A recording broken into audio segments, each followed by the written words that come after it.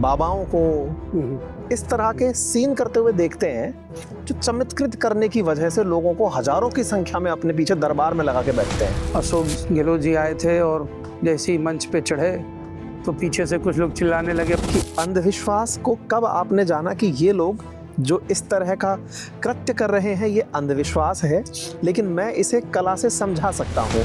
बहुत बड़ा मुझे ऐसा लगता है कि नेटवर्क है जो चाहता नहीं कि इस तरह की स्थिति आए कि जादू जैसी चीज़ को पढ़ाया जाए। अक्सर घरों में एक बात कही जाती है कि अगर आपके साथ कुछ ऐसा है जो सामान्य नहीं है, वो घटित हुआ है, तो किसी ने आपके ऊपर जादू करा दिया। जो इसका जो सबसे लास्ट स्टेज होता है मास हिप्नोटिज्म, जो बोलते हैं कि एक साथ इतने लोग बैठे हैं सबको एक साथ हिप्नोटाइज करना। देखिए जादू क्या है कि ये एक तार्किक शक्ति बढ़ाने का एक बहुत अच्छा माध्यम है। लेकिन जब भी कोई राजस्थान में ऐसी घटना होती है जो राजनीति हो और राजनीति समझ से परे हो, तो कहा जाता है कि गहलोत साहब ने जादू किया है। जैसे धीरेन्द्र शास्त्री जी हैं, आप उनकी जो वीडियोस देखिए दरबार की, तो जो चीजें करते हैं सेम ऐसा ही करने वाले बहुत सारे मेंटलिस्ट मैजिशियन हैं जो सेम चीजें करते हैं। क्या लगता है मोदी जी मास हिप्नोटाइज करते हैं? इतने सारे लोगों को एक साथ बांधकर जो रख लेते हैं। कभी कभी क्या है कि हम लोग भी जिस काम में है इसमें हमारे कंपटीटर्स होते हैं जो अलग अलग तरह की ऐसी गतिविधियां करते हैं कि आपका काम ठीक नहीं है।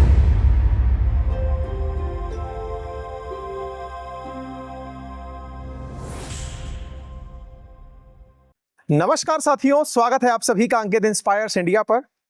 मैं हूं अंकित अवस्थी और आज आप मेरे साथ इंस्पायरिंग इंडिया सीरीज में एक ऐसी शख्सियत के साथ हैं जिसमें शब्द बोलता चला जाऊं कि इंस्पायरिंग इंडियन शो, तो वास्तविकता में शो अगर कहीं शब्द से उठाया गया हो तो वो निकल कर आता है जादूगर ओपी शर्मा शो। तो स्वागत करते हैं आज हमारे साथ आज एक खास मेहमान का, नाम है जिनका जादूगर ओपी शर्मा। चर्चा होगी आपके साथ बहुत से विषय पर और उन प्रमुख विषयों में सबसे बड़े विषय ये होंगे जादू असल में होता क्या है, आजकल जो कैमरों पर दिखाया जा रहा है जिसे अंधविश्वास के रूप में लोगों को बरगलाने का रूप दिया जा रहा है, ये विज्ञान है। आपका जादू अन्य जादुओं से किस तरह अलग है? दुनिया भर में इतने सारे आपने शोज किए, आफ्टर ऑल प्रबंधन कैसे करते हैं, लोगों के साथ आपकी क्या प्रतिक्रियाएं होती हैं, इन सारी बातों का आज के सेशन में जिक्र होगा। हम ऑन स्टेज हैं जहां से जादू किया जाता है। उम्मीद की जाएगी कि हमारे साथ कोई ऐसा जादू ना हो कि मेरी कहानी बीच में रह जाए और आप ब्लैंक स्क्रीन देखते रह जाएं। फिर भी स्वागत है हमारे साथ जादूगर ओपी शर्मा जी का। नमस्कार जी। नमस्कार सर, कैसे हैं आप?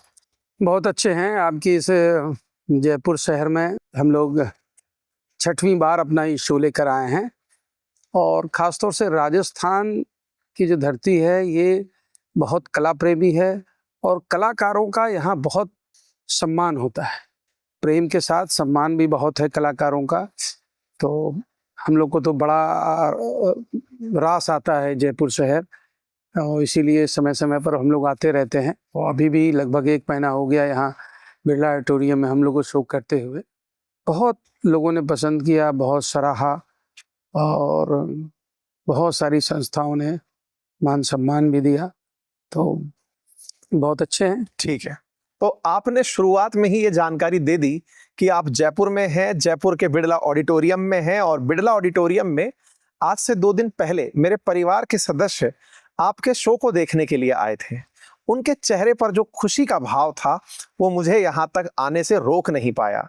मेरी दोनों बच्चियां, घर के और छोटे बच्चे बहुत एक्साइटमेंट के साथ आपकी सारी काबिलियत बता रहे थे। मुझे वाकई में लगा कि ये वो विधा है जिस पर चर्चा होना अति आवश्यक है। तो जादूगर साहब, शुरुआत से शुरू करेंगे आपके जीवन के कुछ प्रेरणादायक किस्से। चूंकि हमारा जो ये पर्टिकुलर चैनल है जिसका नाम ही अंकित इंस्पायर इंडिया है, उद्देश्य रहता है कि देश की जितनी महान विभूतियां हैं जिन्होंने देश में किसी ना किसी प्रकार से सकारात्मक योगदान दिया है, उन सब के बारे में यहाँ पर जिक्र हो, अधिकतम लोगों को लाने का प्रयास हो। तो इसी क्रम में हम आज आपके साथ हैं। पहला सवाल आपसे ही है, आपका पूरा नाम क्या है? मेरा नाम सत्यप्रकाश शर्मा है और जादुई जगत में मुझे जादूगर ओपी शर्मा जूनियर के नाम से लोग जानते हैं। जो व्यक्तिगत संपर्क के लोग हैं वो मेरा निक नेम है मुन्ना, उस नाम से भी जानते हैं। तो ये सत्य प्रकाश ओपी शर्मा ये थोड़ा सा कैसे बन गया, मतलब ये क्या है ये? ओपी शर्मा हमारे पिताजी का नाम है और हम लोग उनके ही नाम को आगे बढ़ा रहे हैं। ओपी शर्मा जूनियर के नाम से शो करते हैं। अच्छा, आप मूलतः कहाँ के रहने वाले हैं? हम लोग बाई बर्थ तो हम लोग यूपी में बलिया डिस्ट्रिक्ट है वहाँ के हैं, लेकिन लगभग 50 सालों से कानपुर में है।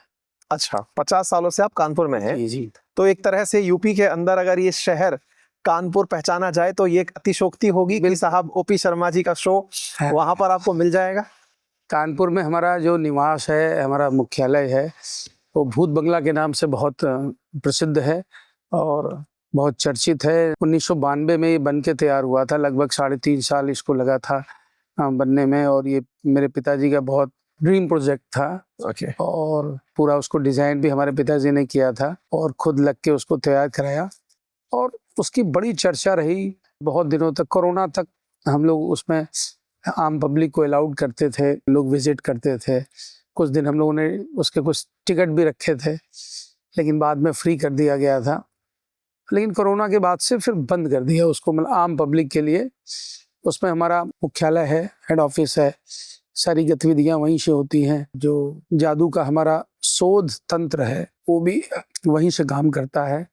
लाइब्रेरी है, म्यूजियम है। ऐसे में आपके चेहरे पर मैं जिस तरह से अभी आपका श्रृंगार देख रहा हूँ, गर्मी के इस सीजन में आपने जो वस्त्र धारण किए हैं, निश्चित ही इनकी भी कुछ गर्मी होगी। आपने जो सर पर ये ताज धारण किया हुआ है, इसका अपना एक भार होता है, एक जिम्मेदारी होती है। ये सारा की सारा जो गेटअप है, इसको आप कब से धारण कर रहे हैं? ये हम लोग तो जब से कमर्शियल शोज कर रहे हैं, इस तरह की कॉस्ट्यूम ड्रेसें तो अपने शो में शामिल किया हुआ है हम लोगों ने। और हमारे शो की जो ड्रेस वेशभूषा है, जो हमारा ड्रेस की डिज़ाइनिंग है, ये बहुत एक्सक्लूसिव है और ये हमारा अपना डिज़ाइनिंग होता है, जो शो की जो खासियत है उसमें मुख्य भूमिका निभाता है। अच्छा, इस ड्रेस से भी कुछ जादू होता है? इस ड्रेस से तो नहीं होता है, लेकिन बहुत सारी ड्रेसें ऐसी होती हैं जिससे होता है। बचपन में जब हम छोटे थे ना, तो जादू से एक्साइटमेंट के साथ साथ एक भय रहता था। आज जब बड़े हुए तो लगने लगा कि जादू एक कला है, लेकिन ये जो डर से और कला के बीच का सफर है, इसमें बहुत सारे दर्शक आज भी बैठ करके कई सारे सवाल दिमाग में लिए बैठे हैं। जादू, काला जादू, अंधविश्वास, कला, आप इन पर थोड़ा सा विस्तार से बोल पाएं तो हमारे लिए बेहतर। देखिए, यही मेरा जो ड्रीम है, एक सपना, कि जादू को खासतौर से अपने देश में एजुकेशन के साथ इसको जोड़ा जाए। छोटे बच्चों को एज ए चैप्टर पढ़ाया जाए, थोड़े बड़े होने पर एज ए सब्जेक्ट पढ़ाया जाए। आगे इसके प्रोफेशनल इंस्टीट्यूट्स जो जैसे इंजीनियरिंग कॉलेज वगैरह हैं, उसमें भी मैजिक जैसा ब्रांच होनी चाहिए, ताकि ज़्यादा से ज़्यादा लोग इसके लिए अवेयर हों। और जो आज जो अंधविश्वास इतनी बुरी तरीके से फैला हुआ है, और बहुत बड़े स्तर पे इसको ठीक करने की ज़रूरत है। अपने इस बात पर आप थोड़ा और विस्तार से हमें बताएं कि अंधविश्वास को कब आपने जाना कि ये लोग जो इस तरह का कृत्य कर रहे हैं ये अंधविश्वास है, लेकिन मैं इसे कला से समझा सकता हूँ? कोई ऐसा वाकया आपकी नजर में है, या फिर वर्तमान समय में कहीं कुछ ऐसा होता देख रहे हो जिसे लगकर? क्या है ये तो हम लोग बहुत शुरू से ही इस मुहिम पे काम कर रहे हैं, लेकिन व्यक्तिगत स्तर पे इससे पूरी तरह से काम नहीं किया जा सकता। इसके लिए सरकार को आगे आना पड़ेगा, बड़े स्तर पे इसके लिए मुहिम चलानी पड़ेगी, और जो लोग चाहते हैं इस तरह का, उनका सहयोग सरकार को लेना पड़ेगा। तो सबसे बड़ी चीज़ है कि ये बहुत पुराने समय से ये चीज़ें चली आ रही हैं, और बहुत बड़ा मुझे ऐसा लगता है कि नेटवर्क है जो चाहता नहीं कि इस तरह की स्थिति आए कि जादू जैसी चीज को लोगों को पढ़ाया जाए। अभी जो आपने बोला ना, जादू पढ़ाया जाए, इस बात को लेकर के लोग अभी भी कन्विंस नहीं होंगे। क्यों नहीं होंगे? क्योंकि हमारे पास तर्क नहीं है कि क्यों पढ़ाया जाए। आपका जो तर्क है जिसको मैं समझ पा रहा हूँ वो ये है कि अंधविश्वास से बचने के लिए पढ़ाया जाए। कि जैसे इंजीनियरिंग कॉलेज है, IIT है, और बहुत सारे कॉलेज हैं, उसमें मान लीजिए कि मैकेनिकल इंजीनियरिंग क्यों पढ़ाई जाती है? क्योंकि लोग मैकेनिक बन करके काम सुधार पाते हैं, मशीनों को समझ पाते हैं, मशीन बना पाते हैं। ऐसे ही किसी नए जादू की शोध के लिए उसकी जो पढ़ाई जो होनी चाहिए वो पढ़ाया जाए, तो लोग बहुत सारे ऐसे तैयार होंगे जो जादू का प्रदर्शन करेंगे, जैसे कोई मैकेनिकल इंजीनियर बनता है तो वो एक फैक्ट्री डालता है, प्रोडक्शन करता है। ऐसे ही जादूगर तैयार होगा तो वो बहुत सारे जादू के शोज करेगा। आप इसे एज ए स्किल खुद के काम के लिए काम में आने वाली विधा के रूप में विकसित करने की बात कह रहे हैं? जी नहीं, बच्चों के अंदर, और आप बड़ों के लिए भी कह सकते हैं कि ये एक तार्किक शक्ति बढ़ाने का एक बहुत अच्छा माध्यम है। कि कोई बच्चा शो देखता है, बड़े भी कोई भी शो देखते हैं, तो ऐसा नहीं शो देखा और जाके सो गए। जो जुझारू टाइप के लोग होते हैं वो जाते हैं, बल्कि कुछ प्रयोग करते हैं, अपने से भी चीज़ों को करने की कोशिश करते हैं। लेकिन अगर उसको व्यवस्थित ढंग से पढ़ाया जाएगा और जो कुछ कोई आदमी इस तरह से चाहता है उसको करना, तो उसके लिए एक प्लेटफॉर्म होगा। आपने प्रयोग की बात की। प्रयोग विज्ञान को मजबूत बनाते हैं। जादू विज्ञान है या चमत्कार है? पूरी तरह से विज्ञान है। जादू की जो परिभाषा है वो कि जादू एक वैज्ञानिक कला है जो विज्ञान और तकनीकी पर आधारित है, और इसे मनोवैज्ञानिक ढंग से चमत्कृत रूप से प्रदर्शन किया जाता है। चमत्कृत करने की जब बात आती है तो हम बहुत से ऐसे गुरुओं को, बाबाओं को, कई जगह मौलवियों को, कई जगह पादरियों को इस तरह के सीन करते हुए देखते हैं जो चमत्कृत करने की वजह से लोगों को हजारों की संख्या में अपने पीछे दरबार में लगा के बैठते हैं। देखिए क्या है कि वो जो कर रहे हैं वो मैजिक का एक आर्ट फॉर्म है। मैजिक में अलग अलग तरीके के फॉर्मेट हैं। तो एक मेंटलिज्म, एक हम लोग के मैजिक में एक टाइप ऑफ आर्ट है मैजिक में। उसके अंदर होता ही यही है कि आपसे बातचीत करके आप क्या सोच रहे हैं, आपके मन में क्या चल रहा है, वो बताया जाता है। वो लोग भी यही करते हैं। मैं सीधे तौर पे उदाहरण लूंगा कि जैसे धीरेन्द्र शास्त्री जी हैं, आप उनकी जो वीडियोस देखिए दरबार की, तो जो चीजें करते हैं सेम ऐसा ही करने वाले बहुत सारे मेंटलिस्ट मैजिशियन हैं जो सेम चीजें करते हैं। अच्छा, बागेश्वर बाबा जो करते हैं सेम चीज आप सुहानी शाह के 10-20 पूरे वीडियोस देखिए उनके शोज, तो आपको पूरी सिमिलरिटीज मिलेगी। तो एक तरीके से बागेश्वर बाबा के पास भी जादू की एक कला है। अब उसको, लेकिन देखिए क्या है, बहुत सारे लोग उनको दूसरे रूप में मानते हैं, और मेरा ये मानना है कि जैसे धर्म है और ये सब चीजें हैं, ये भी समाज के लिए बहुत जरूरी है। ये सब मनोवैज्ञानिक चीजें हैं। किसी को कोई परेशानी हो रही है, महसूस हो रही है, आप उसको कितना भी समझाएं, नहीं समझ में आ रहा, और एक ऐसे गुरुजी के पास ले जाएं, उसने समझा दिया तो वो तुरंत मान लेता है कि हाँ बाबा जी ठीक कह रहे हैं। तो कुछ हद तक तो इसकी समाज में जरूरत है। आपकी अभी ऑन कैमरा ऐसी कौन सी विधा हम देख सकते हैं जिससे इस बात पर कि देखिए मैंने आपके सामने ये मनोवैज्ञानिक खेल किया और आपको पता नहीं चला? देखिए क्या है कि मैंने बताया कि जादू में बहुत सारे ये आर्ट फॉर्म हैं।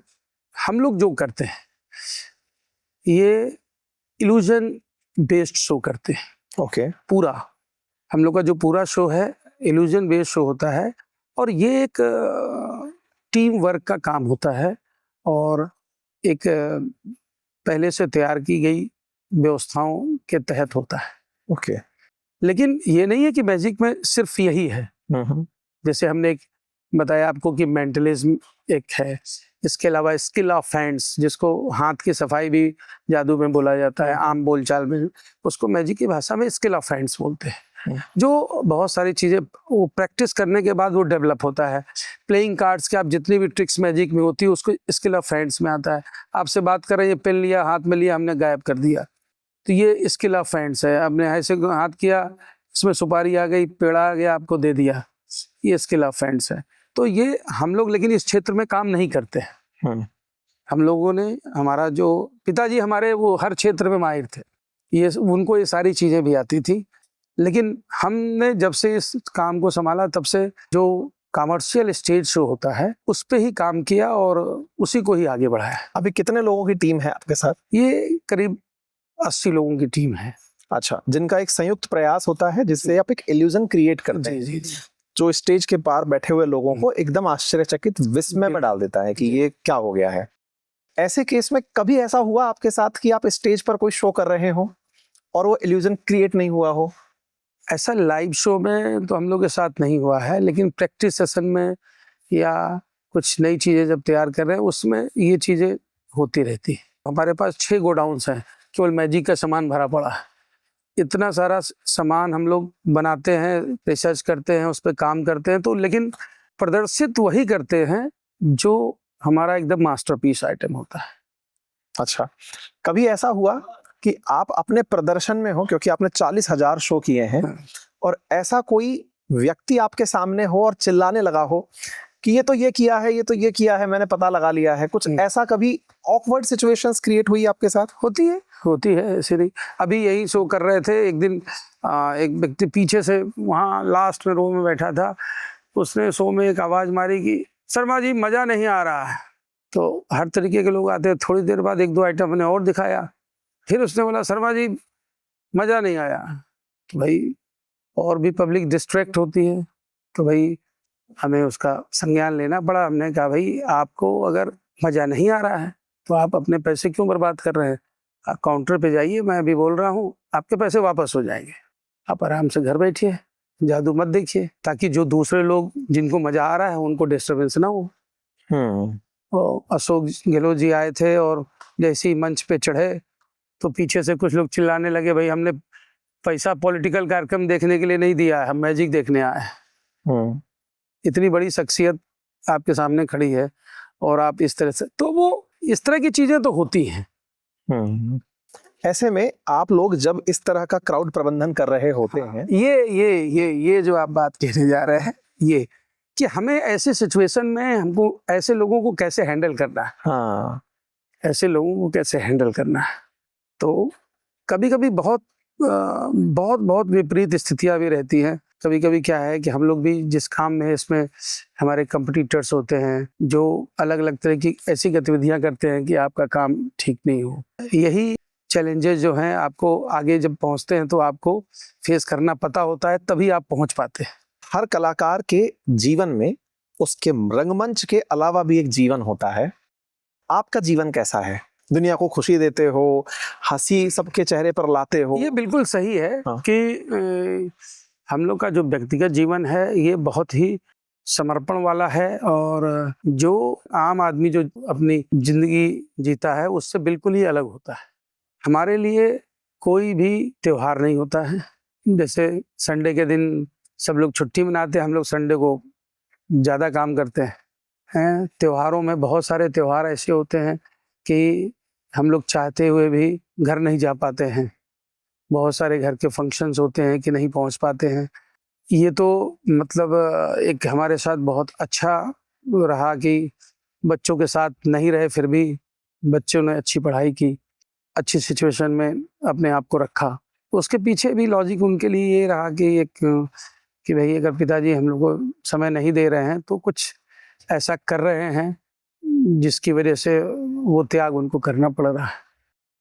कोई ऐसा वाकया जीवन में कि आप परफॉर्म कर रहे हो और आपको अचानक कोई बहुत ही दुखद घटना सुनने को मिली, जो लेकिन आप परफॉर्मेंस ना छोड़े? जो हमारे जीवन का सबसे नज़दीक शख्स मेरे पिताजी की तबीयत काफ़ी दिनों से ख़राब चल रही थी, और उनको जब कोरोना के टाइम में कोरोना हुआ। कोरोना तो हम लोग के घर में लगभग सभी को हुआ, लेकिन फिर उनको भी हो गया। उनकी पहले से भी कुछ बीमारियां थी, तो कोरोना हो गया। तो फिर हम लोग कानपुर में उनको कई हॉस्पिटलों में 3-4 दिन के अंदर अलग अलग अस्पतालों में उनको इलाज कराया। हॉस्पिटल बदलते रहे लेकिन कोई प्रॉपर सही इलाज नहीं मिला। अचानक सभी डॉक्टरों ने जवाब दे दिया, तो उनको रातों रात हम लोग दिल्ली ले गए। उनका करीब 1.5-2 महीने इलाज चला, और ये हमारा सौभाग्य रहा कि पिताजी की सेवा करने का मौका मिला। लेकिन जो उनका अंतिम समय था, उस समय ना चाहते हुए भी क्या था कि शो चल रहे थे। मतलब हम लोग ये सोच रहे थे, घर परिवार भी तबीयत खराब थी, ये तो कि शो बंद करके आते हैं। फिर उनकी तबीयत में कुछ सुधार हो गया तो ये हुआ चलो भाई संडे को शो ख़त्म होगा फिर पहुंचते हैं। तो शनिवार के दिन मतलब शाम का शो जो 4 बजे का होता है, अभी शो में हम गए थे तो भाई का फ़ोन आया, तो हम शो में थे, फ़ोन उठा नहीं। लौट के आए तो फ़ोन उठाया, फ़ोन रिवर्स रिटर्न किया तो पता लगा कि भाई वेंटिलेटर पे रख दिया। अब आधा शो हो चुका था, वो शो ख़त्म किया हमने। फिर उसके बाद का शो नहीं किया, और हम वापस कानपुर के लिए गाड़ी उठाए और हम लोग निकल लिए।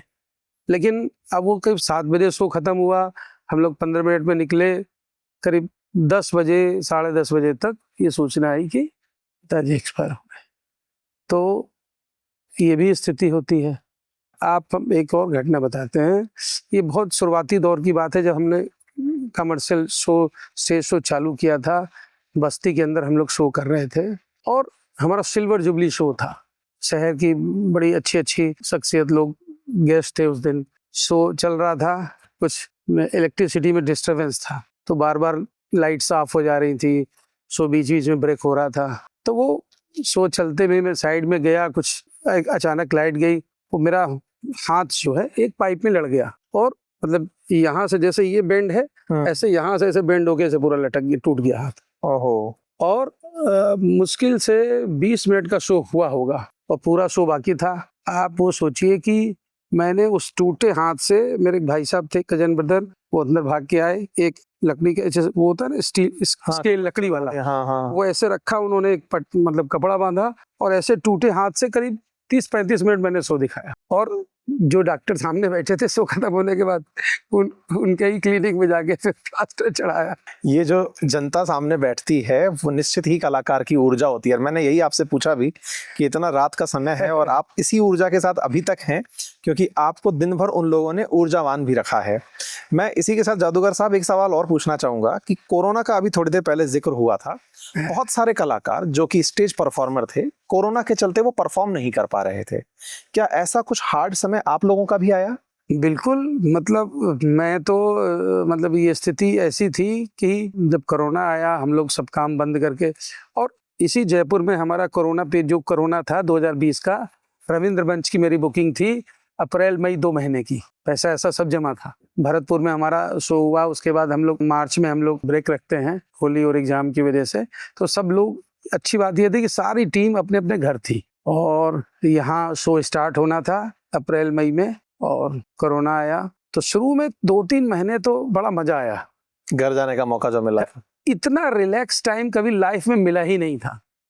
तो 3 महीने तो टाइम को बड़ा एंजॉय किया, मूवीज देखी, खूब योगा किया और अपनी बॉडी पे जो कर सकते थे बेहतर वो सब चीजें की। तो 3 महीने तो बहुत टाइम एंजॉय किया। 3 महीने के बाद ये हुआ कि चलो बड़ा अच्छा टाइम मिला है, कुछ प्लानिंग अच्छी करते हैं, आगे बिजनेस कैसे करेंगे, कब कहाँ शो करेंगे, कैसे शो करेंगे। तो लैपटॉप खोलते थे, थोड़ी देर काम करते थे, फिर ये होता था कि ये चालू कब होगा, यही नहीं समझ में आ रहा, तो हम स्टार्ट कहाँ से करें, अपनी प्लानिंग को पहली डेट क्या डालें। फिर लैपटॉप बंद हो जाता था, फिर दूसरे दिन फिर ये होता था यार टाइम है, कुछ ना कुछ तो प्लान करो। फिर खोला, फिर कुछ दूसरे डायरेक्शन से गए, फिर जाके वहीं फंस जाता मामला कि ये पता ही नहीं कि जादू भविष्य में कभी होगा भी कि नहीं, गैदरिंग अलाउड होगी कि नहीं। ऐसा समय आया कि लगा कि कभी भी मास गैदरिंग होगी ही नहीं। बहुत सारे हमारे जो टीम के मेंबर थे, लगभग 1 साल तक तो हम लोगों ने सबको सैलरीज वगैरह दी घर बैठ के, लेकिन फिर बाद में लगा कि हो ही नहीं पाएगा। तो फिर हमने लोगों को जवाब देना चालू किया कि भाई आप लोग जो काम करना चाहते हैं कर लीजिए, फिर जब जादू चालू होगा तब की तब देखी जाएगी। तो उसमें बहुत सारे हमारे कलाकार, टीम के अच्छे स्किल्ड लोग भी इधर उधर हो गए। कुछ लोगों ने अपना व्यापार चालू कर लिया, कुछ ने कहीं दूसरी नौकरी कर ली। उस दौर में बहुत से कलाकारों ने इंटरनेट का सहयोग लेके अपना काम जारी रखा। क्या एक पल के लिए आपके मन में ये नहीं आया कि मैं अपना एक ऐसा स्टूडियो बनाऊं जहां से इंटरनेट की दुनिया? नहीं, कुछ जादूगरों ने मिलके ऐसे एपिसोड्स चालू किए थे यूट्यूब पे, जो वीक में एक बार हम लोग कई लोग मिलके अलग अलग जगह से जो मीटिंग पे लोगों को लाइव जो उनकी क्वेरीज रहती थी मैजिक से रिलेटेड या कुछ शोज दिखाना। जैसे हम लोग का तो दूसरे तरीके का काम है, लेकिन जो हमारे साथी लोग थे वो लोग दिखाते थे, लेकिन हमको शामिल रखते थे कि बड़ी शख्सियत है, इनके नाम पे लोग जुड़ेंगे करके।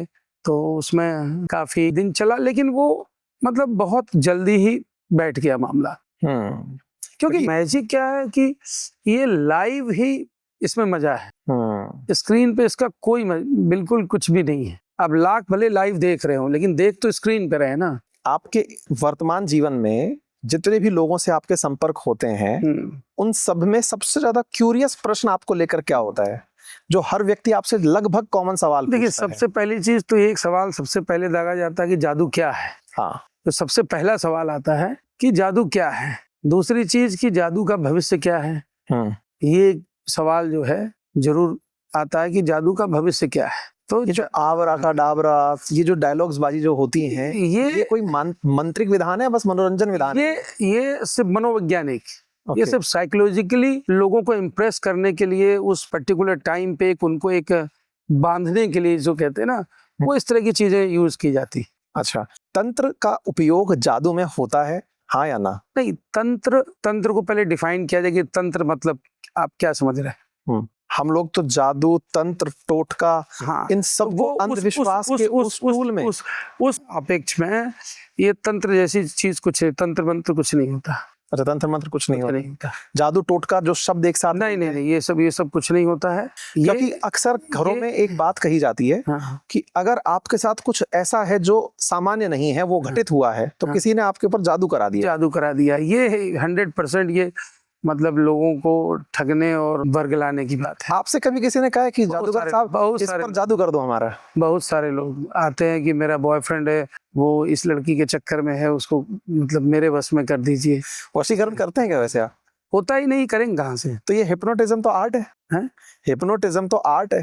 नहीं, हिप्नोटिज्म अलग चीज है। ओके, वशीकरण, हिप्नोटिज्म क्या है कि देखिए, बहुत ही सिचुएशंस के बाद क्रिएट होता है। हम लोग भी करते हैं, बहुत स्लाइड हिप्नोटिज्म करते हैं और बहुत श्योर भी नहीं होता, ठीक है।